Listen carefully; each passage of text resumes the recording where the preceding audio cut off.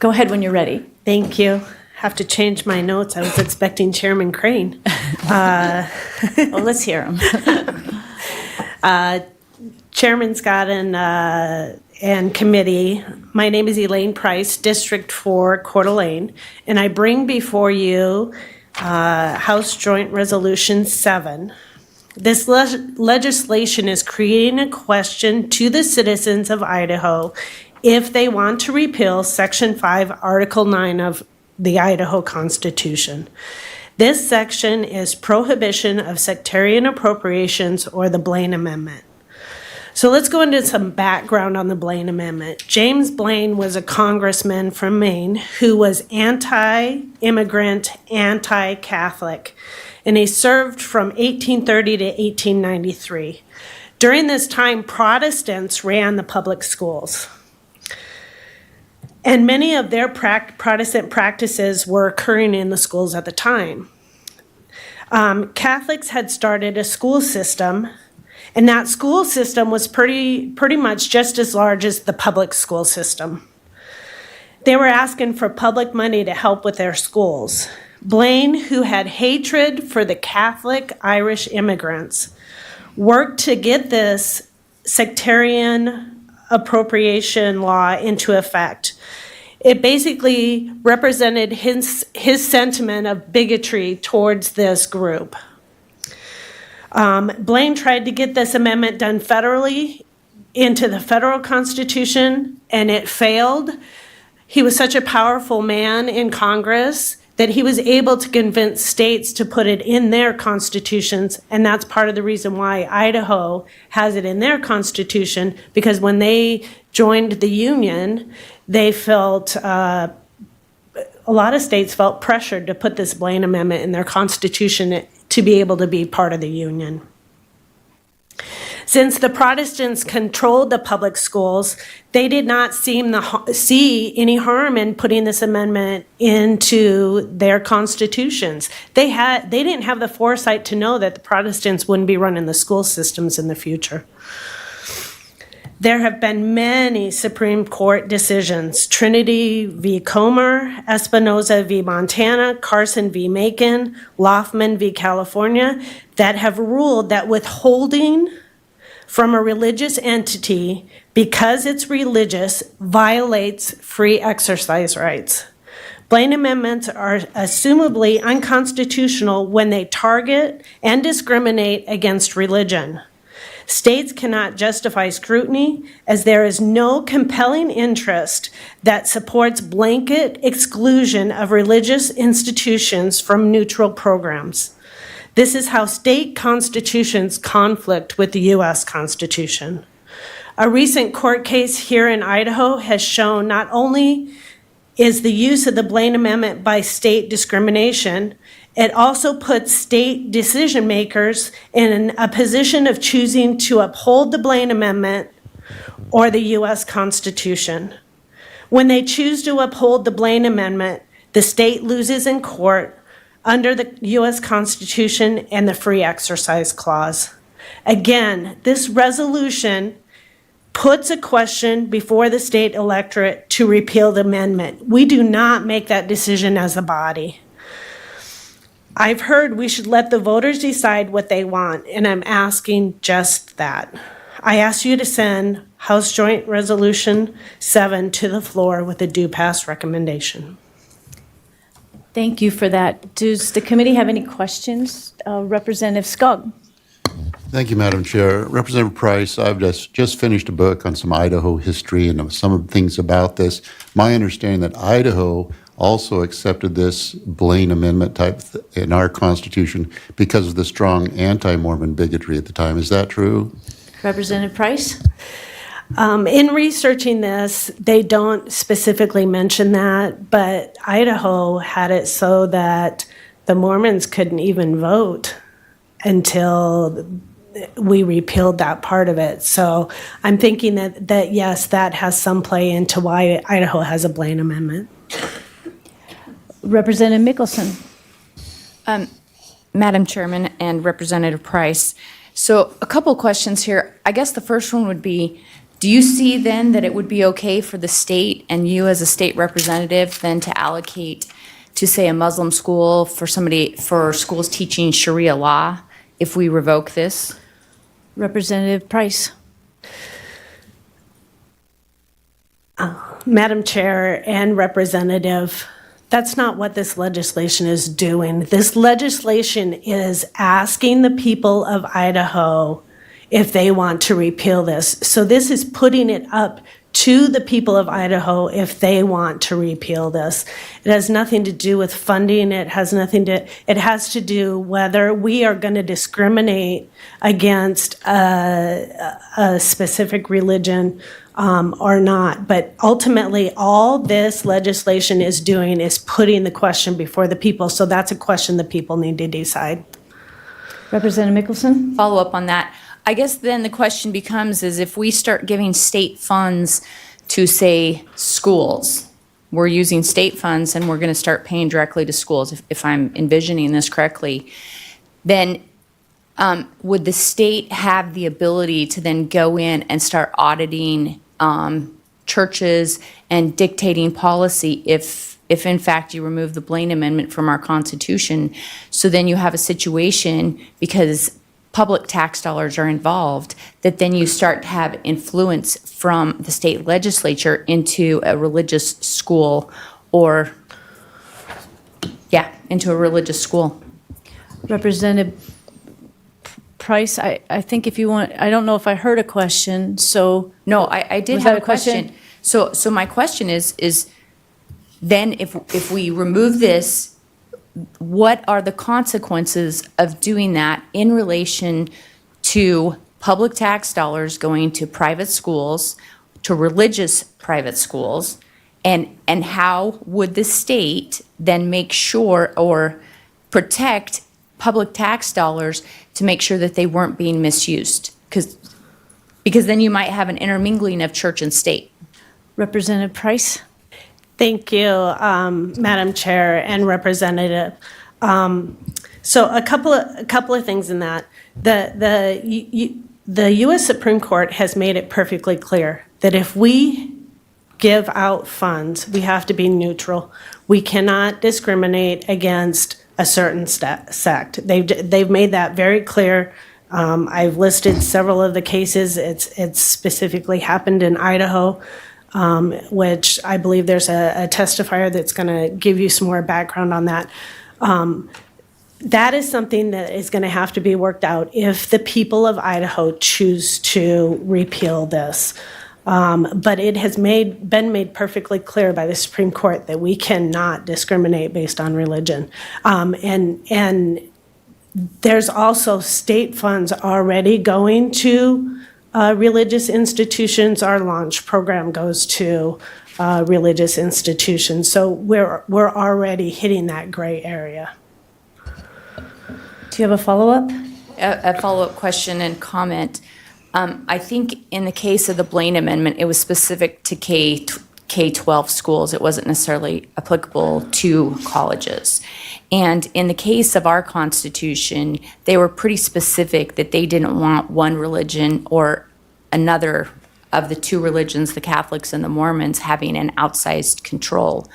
So if that's the case, how would you make sure that all religious faiths would then get equal funding so that you wouldn't have a discriminatory situation where, because you had, say it was the Protestants or the Baptists, had the prominent religious schools, and you had other minority schools that were religious as well, how would you make sure that that money got funded equally between those? Representative Price? Thank you, Madam Chair and Representative. Once again, that's something that would have to be worked out once this legislation is strictly to put the question before the people. We can discuss the Blaine Amendment, but that is something that we have to discuss among the people who are making the decision on whether they want to repeal it or not. And what happens after that, we'll have to deal with if that decision is made or not. I just want to clarify on our Blaine Amendment. Our Blaine Amendment is one of the most restrictive Blaine Amendments there is out there, and it specifically grants no aid to any sect or religious, so it's not restricted to just K through 12. Thank you. Representative Haas. Thank you, Madam Chairman, and good morning. For a comment and a follow-up question, the comment is, I think that we all understand the underpinnings and the history of these Blaine Amendments, and that they were, in fact, motivated by religious animus. There's no getting around that ugly history. That aside, the history of how something comes into being doesn't dictate what it actually says.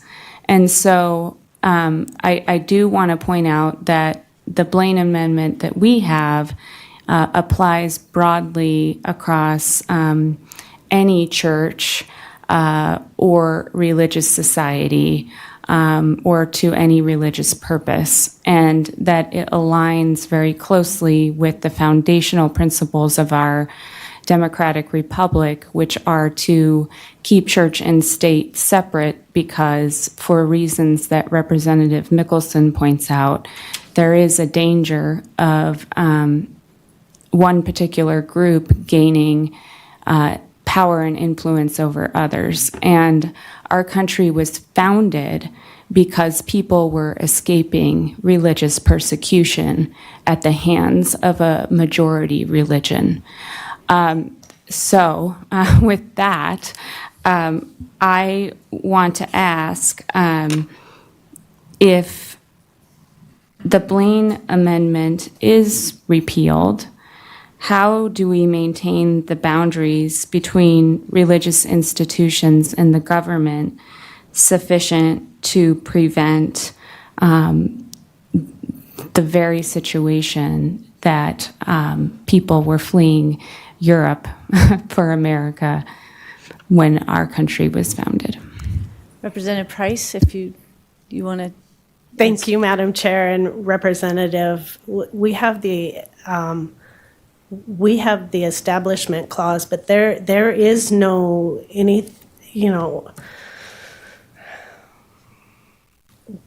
I agree with you that there is a perceived separation of church and state, but the state cannot establish a religion. So I don't think the state choosing to not discriminate is establishing a religion. If the state says you can only practice the Baptist faith, then they are establishing a religion. But if they are giving funds to everybody across the board equally, that is not establishing a religion. Okay, so a follow up. follow-up? Okay, Thank go you, ahead. Madam Chair.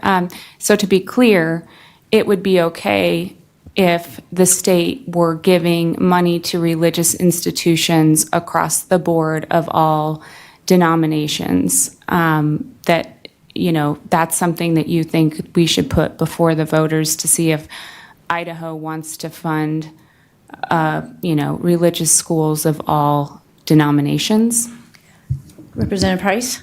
Madam Chair and Representative, no. What I'm putting before the people is a question on whether they want to repeal the Blaine Amendment or not. That's what I'm proposing to put in front of the people. We're going to move on to Representative Pohanka. Thank you, Madam Chair and Representative. So, as you had mentioned, you cannot discriminate against religious schools. So, hypothetically, if someone wants to start a satanic school, you could not they would be able to get the monies no matter what, and that has me scared. So, I just, I look at that, I'm thinking, that has me worried. Representative Price? Thank you, Madam Chair and Representative. Once again, I can't tell you what's going to happen in the future. I don't know how this is going to look Alls I can tell you is that I feel that the people have a right to make a decision, and I can tell you how we've been applying it in the state of Idaho has cost taxpayers money because the state of Idaho has been sued because of religious discrimination because they're not applying the law equally across the board, or they're not allowing equal access across the board. Representative Crane. Thank you, Madam Chairman and Representative Price. So I'm hearing the concerns of the committee that they're struggling with the concern of school of Satan, or Muslim school, I think was another one that was brought up. But I'd like to get rid of this religious persecution, religious bigotry issue, this stain that surrounds the Blaine Amendment. So help me understand, if we were able to do that by repealing the Blaine Amendment, does that immediately then just allow the state to start spending money in religious schools, or is there legislation that would have to follow that would say the state of Idaho is going to allow the Baptist church or the LDS church or whatever to have state dollars flow? Representative Price, this is perfect for you because you're in JFAC. Go ahead. Thank you, Madam Chair and Representative. We have, and I don't know if I brought it or not, but we do have another part of our code, of our Constitution. It's farther on in Section 9 that prohibits basically putting one religion over the other. It specifically says it in our Idaho Constitution. So to me, I felt that there was still a protection within our Constitution that helps the state to not promote one religion over the other. I personally, and I can't see the future. I don't see a bunch of religious schools running and trying to get money.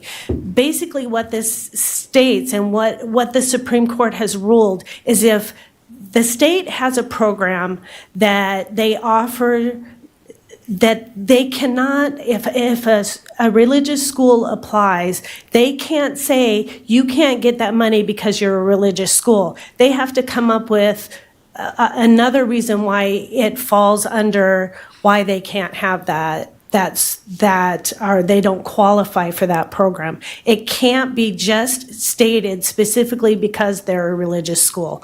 They have to have other parameters on why they don't qualify for programs. So we as a legislature can then institute laws that would put parameters around those programs stating it has to qualify under this, this, or this. So we have options as a legislature to put more guardrails on programs so that more qualifications. Did that answer your question? Follow up? Go ahead, follow up. Thank you, Madam Chair and Representative Price. We'll try again. So let's just type a hypothetical here. If this goes to the voters in 26, the voters repeal the Blaine Amendment and this horrific religious persecution, religious bigotry that surrounds this issue, so we remove it. In the year 2027 or 2028, is money automatically going to flow to private schools, Christian schools? Or would there have to be legislation enacted by this body to enable them to have that money flow? Go ahead, Representative Price. Thank you, Madam Chair and Representative Crane. Yeah, you are correct. Money is not going to automatically flow. Thank you. Okay, we do have testimony, but we have Representative Bingham with the question, and then Representative Church. Your light did go off for a while, so she bumped up in the line. Madam Chair and Representative Price, my question is I don't think any of us want religious bigotry in our state or in our country. However, we have to look at the repercussions of if we remove the Blaine Amendment, what are the consequences of that, or what are some of the issues that would come up? So how would this affect government funding and control of religion, and what would be the guardrails that would keep government out of getting involved in religious doctrine, and control of religions? Representative Price? Thank you, Madam Chair and Representative. That would be that the state cannot the state cannot tell that one religion is better than another religion. So that's going to keep them out of that religion. It's in the U.S. Constitution that the state cannot set. That's what we ran from, was that the state was telling the people they had to be a certain religion, and that's why we have it in our U.S. Constitution, that the state can't set a religion. So that's what would keep the state out of it, in my opinion. I understand that, but. Through the chair, Oh, please. sorry, I'm sorry. Okay. I think what we're going to do, I think we're going to stop testimony now, because we do have a lot of, so we're going to stop committee questioning. We're going to have a lot of testimony that might answer some of these questions, and when we come back at the end, Representative Church, Representative Dygert, and Representative Bingham, if your questions aren't answered, we'll pick them up then at the end. That way we can make sure we get through the testimony and have time, because your questions may be answered through some of the testimony. So if you want to take a seat, we're going to call up the first testifier. Chris Cargill is in person. Come on up and say your name, and you'll get 2 minutes. Madam Chair, thank you very much. I'm Chris Cargill, President of Mountain States Policy Center. Appreciate this invitation to testify. I appreciate Representative Price's bill this morning. At Mountain States Policy Center, we believe the state constitution should reflect a series of values and principles, and discrimination should not be one of them. Article 9, Section 5 of the state constitution singles out religious institutions and religious schools for unequal treatment. Over the last several years, the U.S. Supreme Court has repeatedly ruled that states may not exclude people or organizations from programs simply because they are religious. There are 3 cases that are instructive here: Trinity Lutheran versus Comer, Espinoza versus Montana Department of Revenue, and Carson v. Macon. To answer some of the questions that were brought up earlier, you are already in violation of those Supreme Court rulings. The only question is whether you're going to continue to allow this particular language to exist in the state constitution. Because of the launch program and other programs in the state, you are already doing what the Supreme Court says is permissible, and what the Blaine Amendment in our state constitution says you cannot do. So I just wanted to make that clear. The research shows us the history of the Blaine Amendment. It is not a pretty picture, as has been mentioned. It is not a legacy that Idaho should preserve. Whatever else people believe, a state constitution should not permit language written by a majority to keep a minority out. The state constitution is not a storage bin for outdated ideas. So the question for everyone this morning is really straightforward. If our Constitution contains language designed to exclude, which I think we all agree that it does, and courts won't allow it to be applied broadly as it once was, why are we going to keep it? I'm glad to answer any questions. Thank you for your testimony, Mr. Cargill. Is there any questions for Mr. Cargill? All right, thank you. Thank you. Next up, we have Asha Mohingi in person.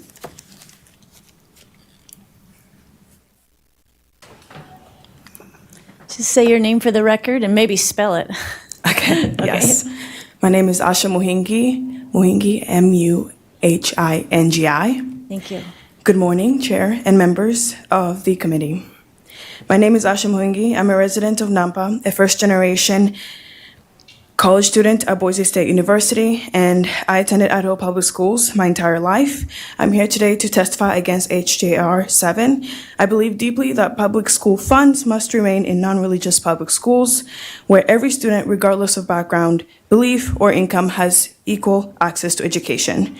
Before I address the constitutionality of this bill, I want to briefly share some personal memories from my time in public school, because this experience has shaped who I am today. I still vividly remember the first book I ever chose for myself. I was a student at Morley Nelson Elementary, and I picked up a copy of the Percy Jackson series. While that book opened a new world to me, it developed my love of reading, and every day the school library became a space where I learned about ordinary people who were brave enough to dream and also dream, and people who believed in justice and changed the course of American history. That opportunity should not depend on. Thus, public schools gave me access not just to information, but to possibility. That opportunity should not depend on families, wealth, or religious affiliation.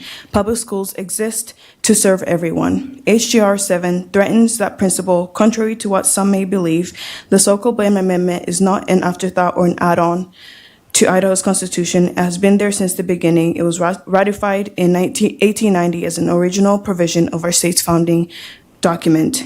This language is not vague, it is not outdated, and it is not optional.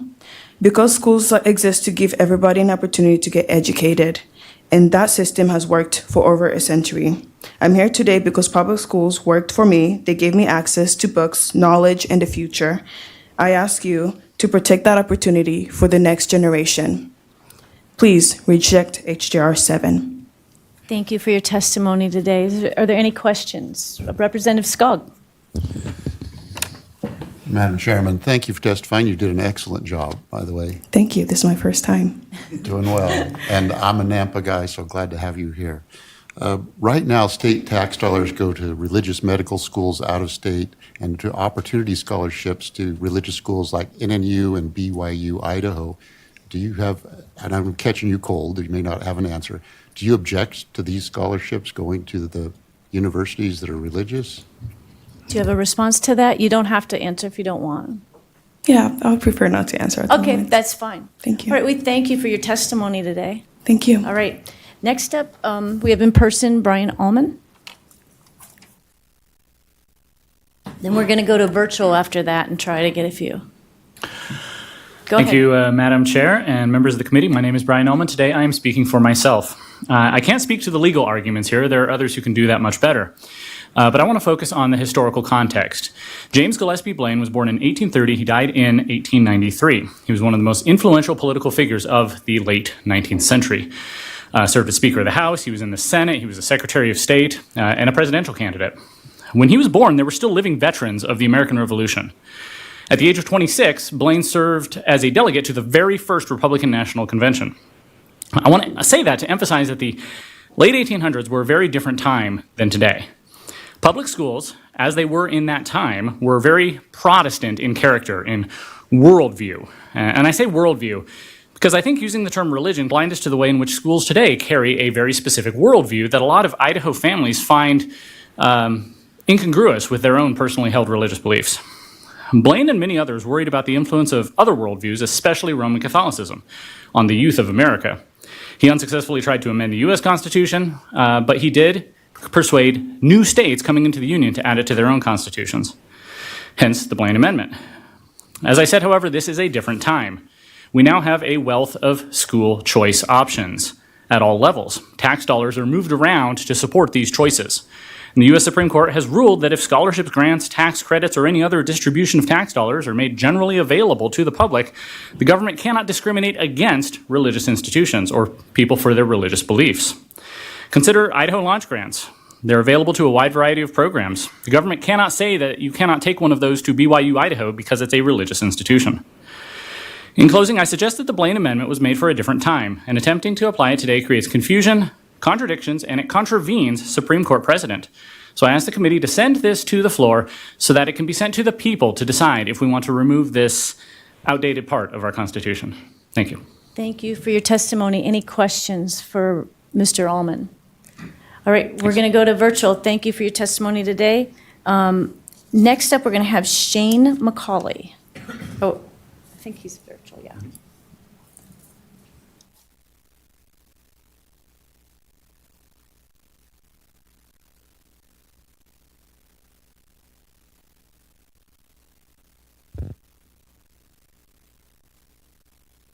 All right, Shane, when you're ready, you'll get 2 minutes. You're on mute, though. We can't hear you.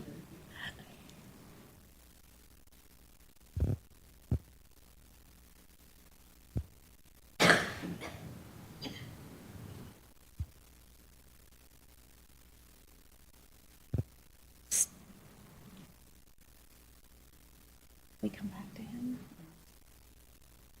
Okay. Yeah, you can't, you haven't unmuted yourself yet. Oh, there you go. That's it. Can you hear me now? Yes, go ahead. All right. We you. won't dock Apologies. you any time. Madam Chair, committee members, my name is Shane McCauley from Worley, Idaho, speaking in support of the resolution to remove the Blaine Amendment from the Idaho Constitution.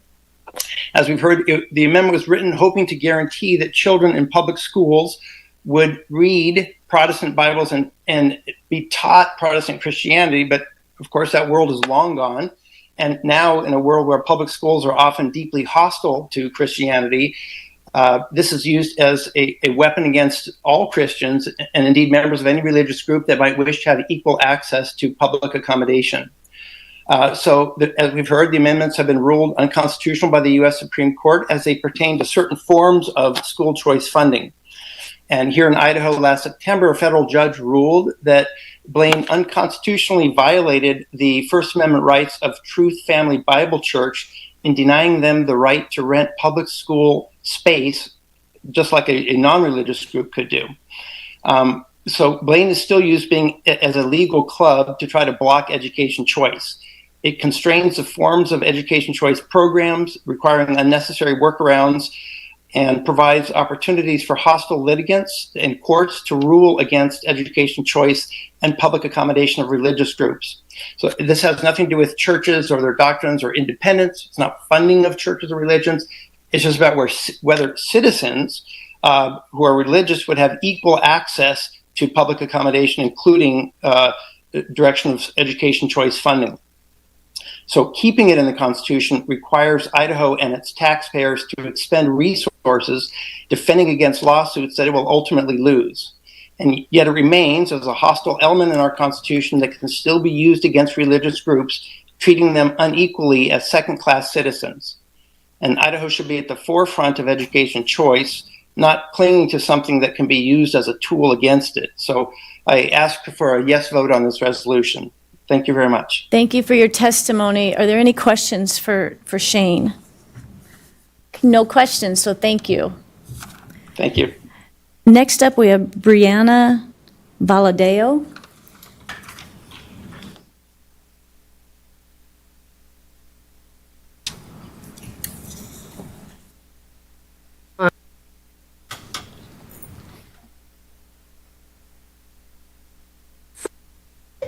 Sorry, trying to get myself unmuted. All right, we can hear you, Brianna. Okay, I don't know why my video's not on, but oh, there it is. The host asked you to start your video. Sorry. Okay. Hello. Good morning, everybody.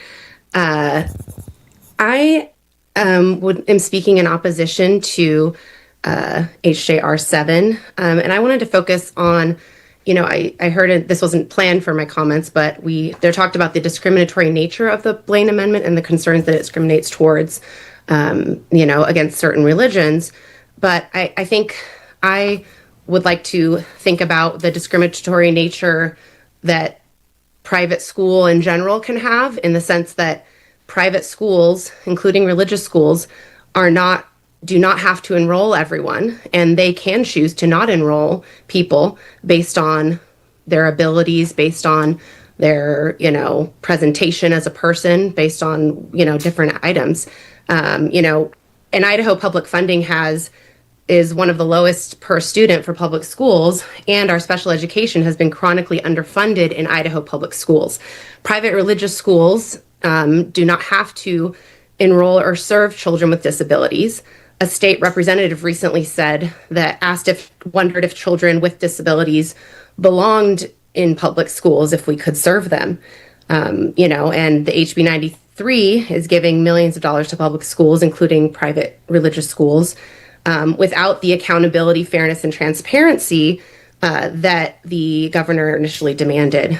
So I believe that our founders and the founders of the state of Idaho valued the separation of church and state. And nowhere is this more essential to uphold than in our public education system. And I guess my time is up, so thank you very much for your time. Thank you, Brianna. Does anyone have any questions for Brianna? Thank you for your testimony today. Thank you. Next up will be Matt Edwards.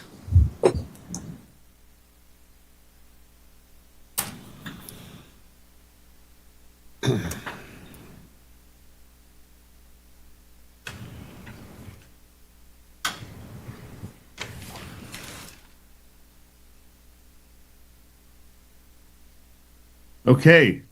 Hi, folks. Good morning. Can you hear me? We can hear you when you're ready.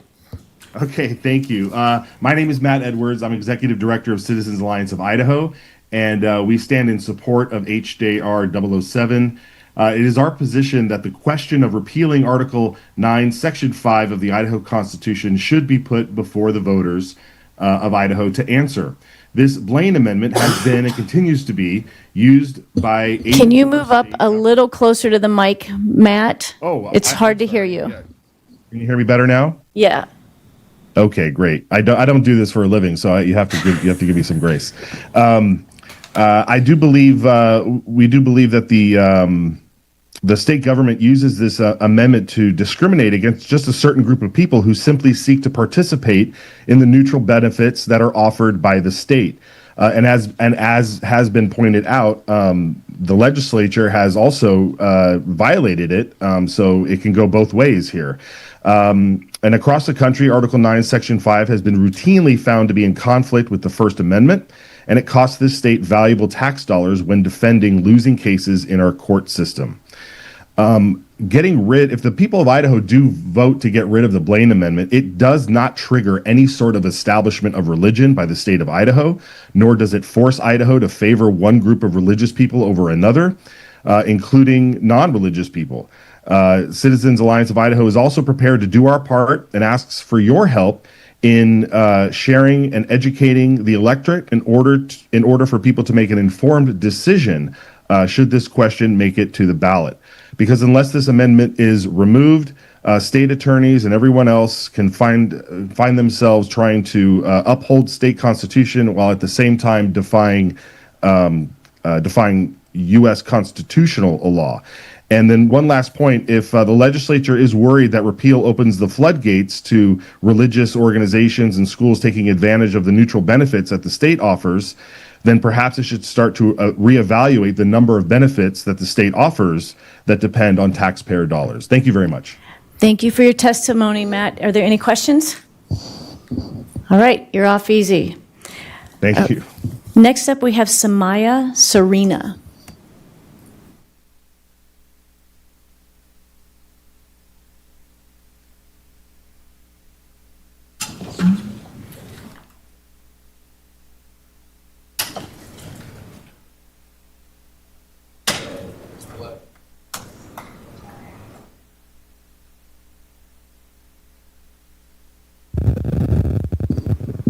Hopefully she comes to the microphone. Okay, we're not getting connection. Samaya is against the bill, but I don't know that we're going to hear her testimony today. We'll go to in person. We have a few more to pick up. Grace Howlett.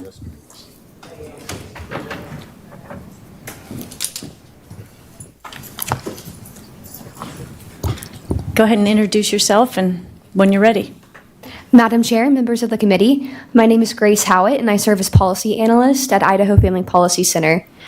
We support HJR 7 and we thank the sponsor for bringing this bill forward. In the 19th century, some supported adding the Blaine Amendment to state constitutions because they didn't want to see a single Christian denomination taking control over the government for sectarian purposes. Others unfortunately supported the provision because of anti-Catholic paranoia. Even Justice John Roberts recognized this. He stated that the Blaine Amendment was born of bigotry and arose at a time of pervasive hostility to the Catholic Church and to Catholics in general. And today, it's being weaponized by the anti-religion radicals on the secular left to target not only Catholic schools, but all faith-based schools. To make matters worse, the Blaine Amendment is also unconstitutional according to the U.S. Supreme Court.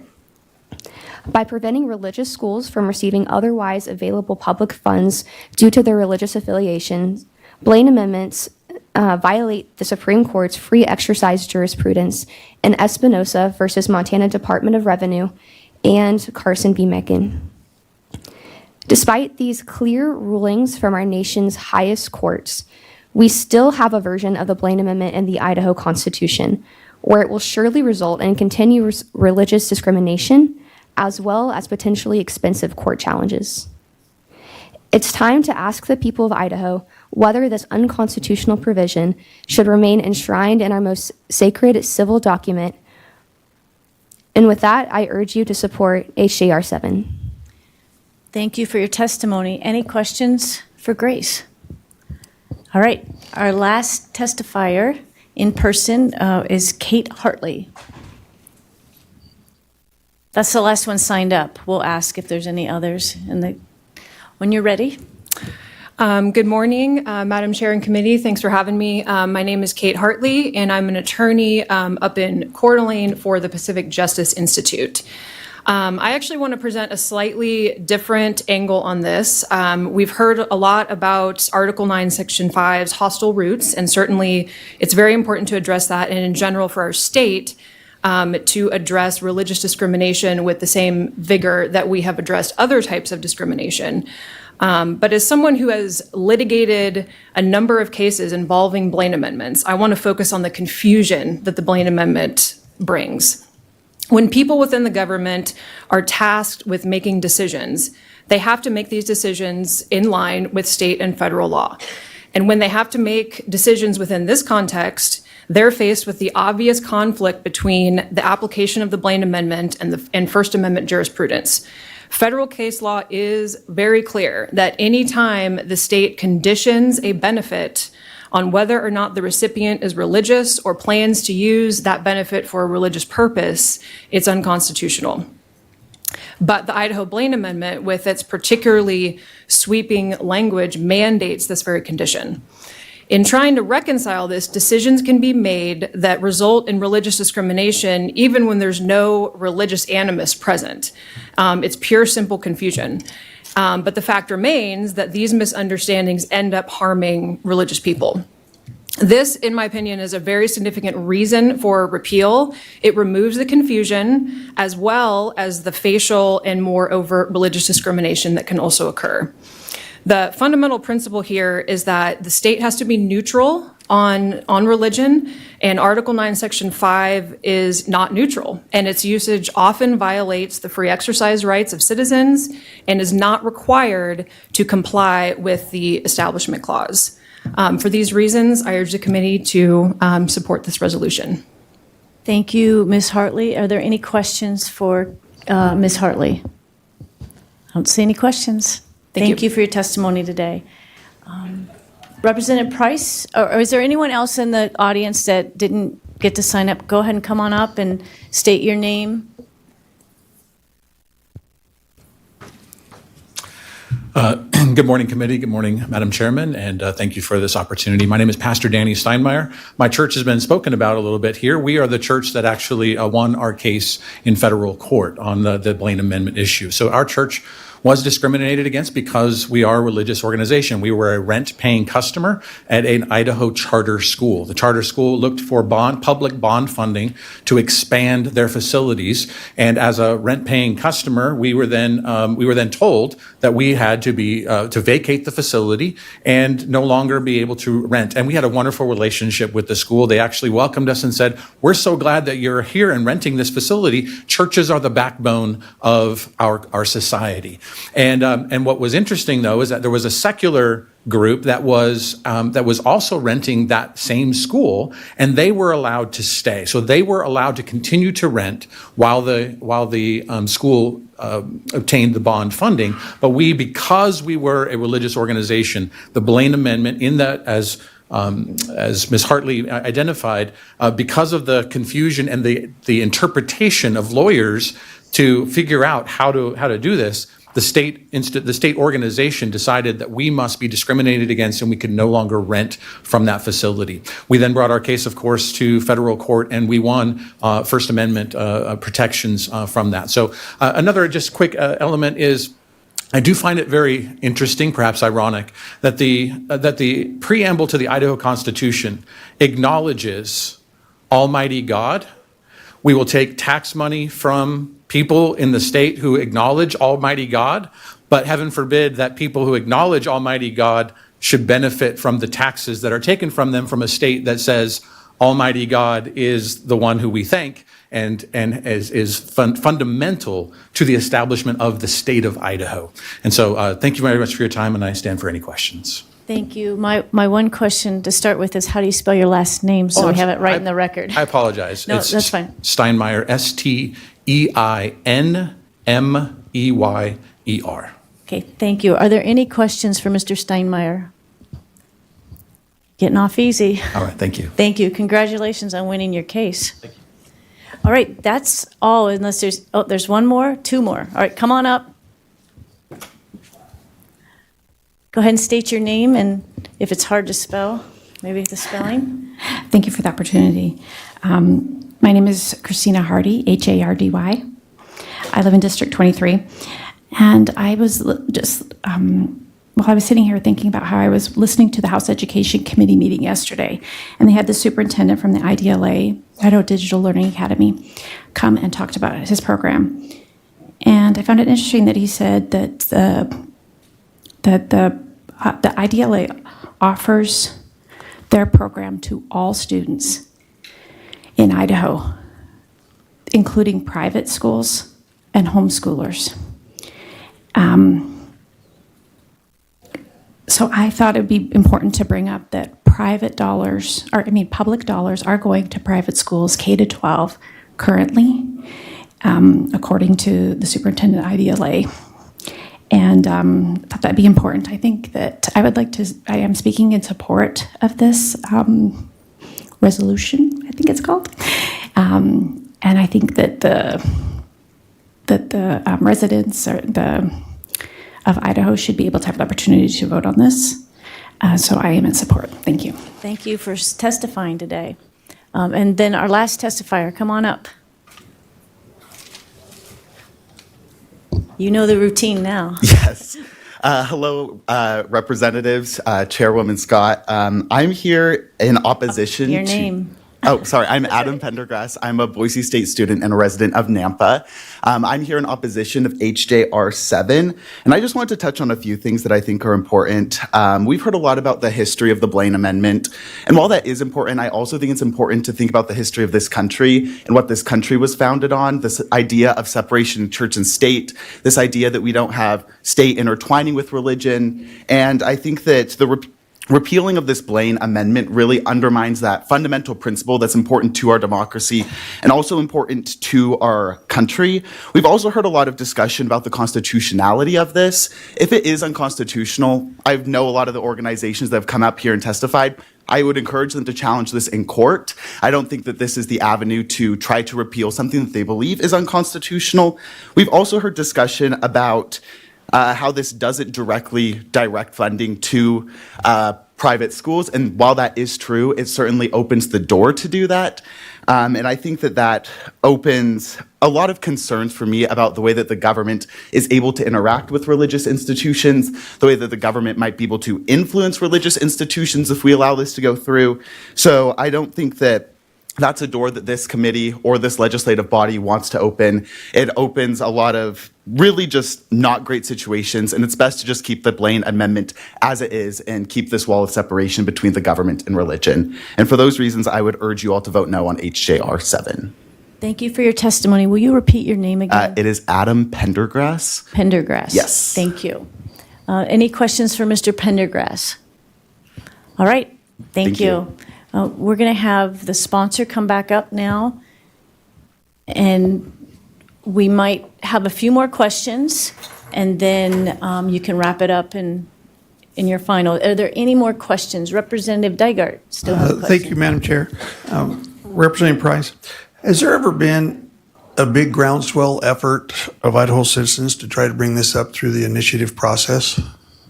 Representative Price. Madam Chair and Representative, not to my knowledge, although I know the idea has been floated, but I can't say how far it's gotten or if there's been a huge backing behind it. Okay. Representative Bingham, has your questions been answered? Do you want to ask any more questions? No? Okay, Representative Church. Thank you, Madam Chairwoman and Representative Price. I think we have established that motivation is super important. And I want to go back to, I heard you say in the beginning that historically, the motivation for putting the Blaine Amendment in there was discriminatory, but that it was okay because Protestants controlled the school system.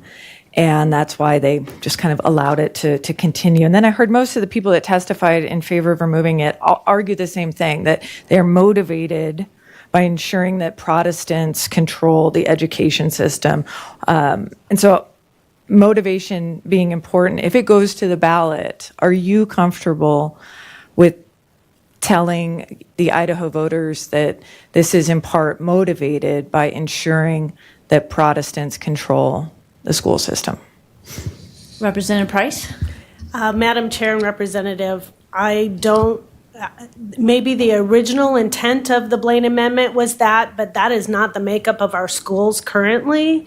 So there is no motivation on my part to remove it so that a religion can control our schools. So, I mean, I don't mind telling the history of the Blaine Amendment, but I feel the structure of our school system has changed, that no religion is controlling our school systems anymore. Does that answer your question?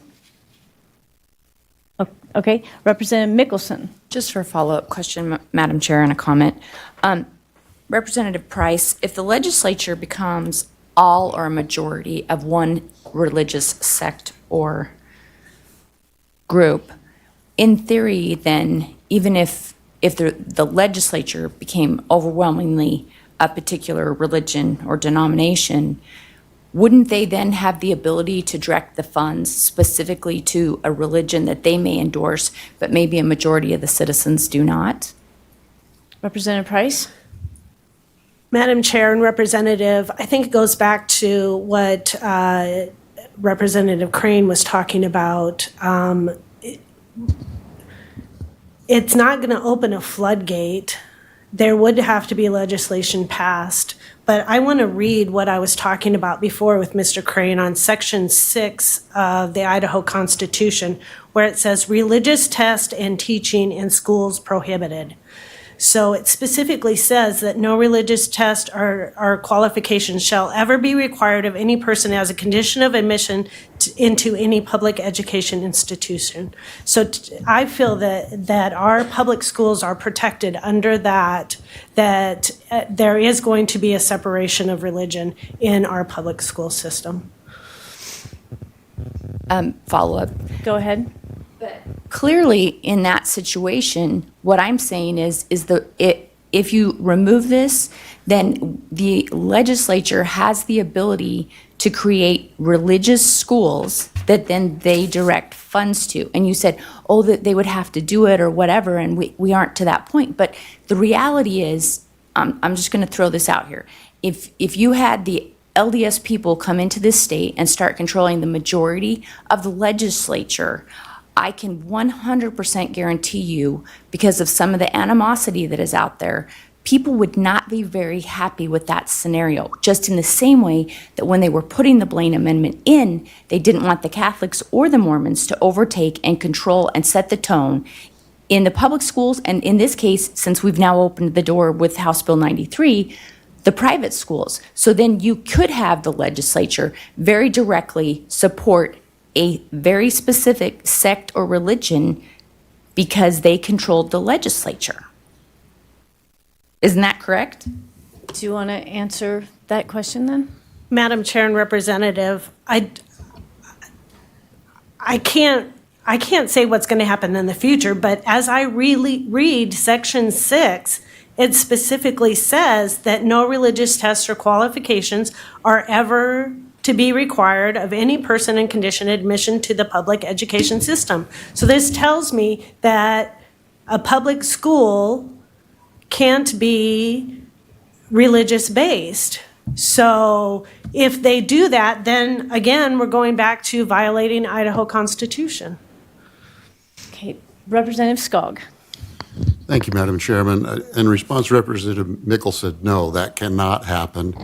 The U.S. Constitution, its current interpretation, prohibits any kind of sectarian religion.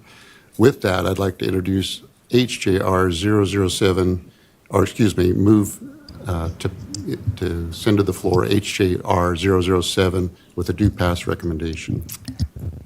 Roll call vote, please. We will do that. We have a motion to send HJR 7 to the floor with a due pass recommendation. Let's pick up some more questions. Representative Church?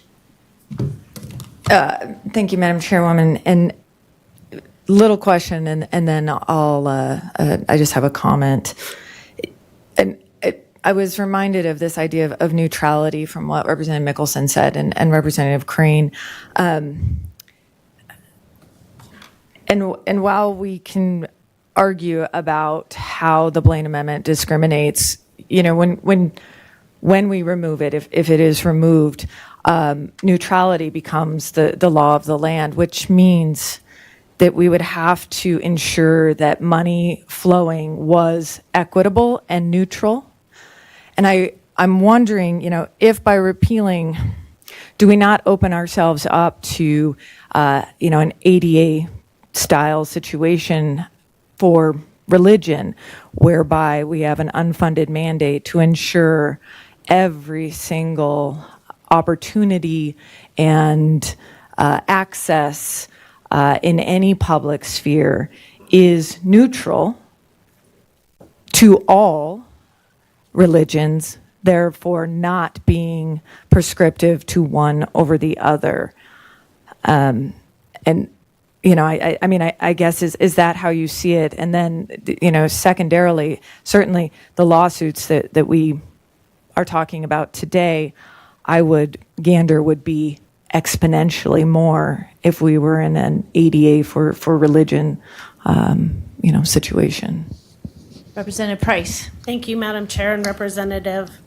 My understanding of the First Amendment and the U.S. Constitution is it's supposed to be neutral already. So that playing field should already be there. The Blaine Amendment. Move the microphone up. Sorry. Yeah, there you go. It should be neutral already. The Blaine Amendment has made it more confusing. So under the U.S. Constitution and the First Amendment, it should have been neutral already. And that's why they've voted, or they've ruled that that's why it's been unconstitutional, is because we have not been neutral. Representative Haas? Thank you, Madam Chairman and Representative Price. I wonder, for a question and then a brief comment, I wonder if you can comment on what you think the ramifications would be to the guarantee to the financial security of public schools, which I also understand was part of the motivation of this portion of the Idaho Constitution, which, by the way, is not an amendment. It was part of the 1890 Constitution. It's just called that. But what will occur to our mandate to fund public schools adequately if we're in an ADA-style situation where we're also meant to equally fund various religious schools? Representative Price? Thank you, Madam Chair and Representative. I don't see this as a mandate to equally fund all private schools. They have to qualify for funding from the state, and any request for public funds cannot be treated differently across the board. So they would have to qualify to be a public school to get that public fund bucket. If they're a private school, they're different than a public school. And we have public school funds, and you have to qualify to be that school and to qualify for those monies. Thank you. And the comment on that is that My understanding of the current state of the law is that a state need not subsidize public schools, but once it does, so it cannot disqualify some schools or programs because they are religious. And so that was the point of my question, i.e. launch funding, launch funds going to religiously affiliated colleges like Northwest Nazarene University. That's how we get there. And then I do just want to point out that there's been no finding by the U.S. Supreme Court that a facially neutral provision like this language in our original state constitution violates the First Amendment due to evidence of what motivated its enactment. And this court would consider various pieces of evidence regarding why that was enacted. Was that a question or just a No, comment? that was just a... Okay. All right. Representative Crane. Thank you, Madam Chair. I'm going to support the amendment. I've actually enjoyed the debate today. I think it's been healthy. I've actually done some research sitting here and learned some things about the history of Idaho that I did not know. And Representative Hawes made a statement that I couldn't get away from, and history does not dictate really what the amendment says. That's true. I would add to that, though, I think that history may not dictate it, but it does shape it. And in researching, doing a little bit of research, 1890 must have been a very interesting time. I was not aware of the Idaho oath test where members of the LDS faith were not allowed. The law basically said they had to swear they were not members of the LDS Church. That went to the U.S. Supreme Court in 1890, and the U.S. Supreme Court upheld that. That is shocking to me that people of a particular faith were told in our state that they did not have the right to vote or hold office. And that's why I think that something was going on in 1890 that was shaping kind of an anti-religious movement to have an amendment that it's known for its dark, horrific history of being a religious bigotry. I think it's time to remove it. I think that, you look at the Idaho oath test that disenfranchised our LDS citizens. It took 90 years to remove that. 90 years. It wasn't removed until 1982. I think it's long overdue for us to remove the Blaine Amendment. And I appreciate Representative Scott giving some assurance that just because it does get removed, it does not mean that money's going to be spent. Public tax dollars aren't going to be spent on religious schools. So with that, I'm going to support the motion. Okay, so I'm going to see if there's any more questions for Representative Price before we do our final discussion. No more questions?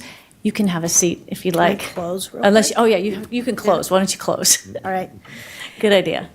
In closing, I'd like to read the Idaho Constitution preamble. We, the people of the state of Idaho, grateful to Almighty God for our freedom to secure its blessings and promote our common welfare to establish this Constitution. We heard from a church in Idaho who was denied the right to assemble with the reasoning solely laid on our Blaine Amendment. How can we be grateful to Almighty God for our freedoms when in our own Constitution we take some of them away? As to the concerns about the Satanist church, the Muslim, or the Satanist school or the Muslim schools, these are already protected under the First Amendment. The First Amendment does not allow the government to enter into the autonomy of a church.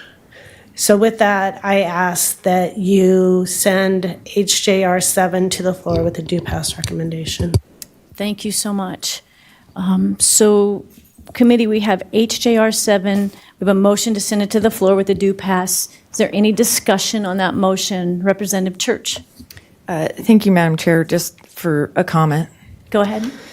And I really appreciate what Representative Crane said. And it really made me thinking, something was going on in 1890. And I really appreciate the idea that what happens when people of the past discriminate, it affects people in the future. So what was happening in 1890 that led a majority to discriminate against a small minority of LDS folks out here in the West? And I would hope that we would apply that same idea if we are to remove the Blaine Amendment on the basis and motivation that the people of the past discriminated unduly against a small minority, and it really affected the future, that we ought not be a majority that discriminates against a minority for the purpose of the future. And then the last thing, I worry, the slippery slope of the language of antiquated social contracts, and especially in our great state. There's been a lot of debate about the Second Amendment being antiquated language, and I think this body would agree with what many have upheld, that despite the language of a well-regulated militia for the purpose, yada, yada, yada, that it doesn't matter what guns were then or guns are now, or that we don't have a militia or we do have a militia. That we have to be very, very, very clear when we start changing the language of our social contracts. Because if we argue that it's antiquated language and antiquated culture, that has to apply to all of our social contracts. So I really also agree. I appreciate this conversation. It's been fascinating. I'm not sure how I'm going to vote here, because on one hand I always vote for democracy and I want Idaho to make a decision. On the other hand, it's a hard pill to swallow. What would happen if? Thank you for those thoughtful comments. So I don't see any more red lights. And we have a motion to send this bill to the floor with a due pass recommendation. We're going to do a roll call. Go ahead and turn your lights on. Chairman Crane. Aye. I'm sorry. Representative Scott. Aye. Representative Palmer. Aye. Representative Holtzclaw. Aye. Representative Skog. Yes. Representative Alfieri. Yes. Representative Crane 12. Yes. Representative Boyle. Yes. Representative Dygert. No. Representative Mickelson. No. Representative Pohanka. No. Representative Bingham. No. Representative Church. No.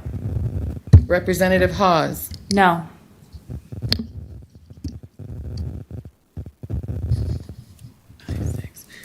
8-6 in favor. The motion passes 8-6 and will go to the floor with a due pass. Committee, thank you for your time, and people in the audience, thank you, and we'll be adjourned.